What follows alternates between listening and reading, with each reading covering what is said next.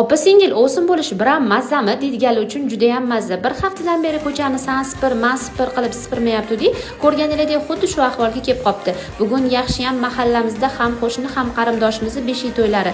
Beshiy to'yga qarindoshlarimiz kelib qolsa, o'lsin Instagramda biram ozoda-yu, ko'chasini botib yotishini qaranglar deyishmasin dedim-de. Singlim bilan dondozika o'ynadi, men yutqizib qo'yib ko'chalarni yaxshilab tozalab oldim. So'kinlarni ham ko'pirtirib yuvib, keyin bo'lsa beshiy to'yga mandan bo'lsa bo'la qolsin deb tezgina osongina sozgina yo'qilib salatlarimni ham tayyorlab berdim.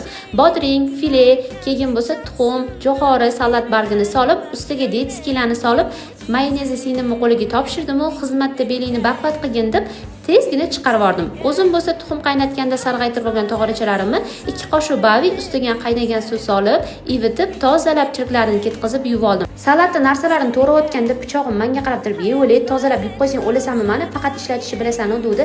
Shartta baviga soldim-da, uni ham top-toza qilib yaltilatib yuvib oldim. Bavini bemalol o'zim marketdan yoki korzinkalardan originalini topsanglar bo'ladi.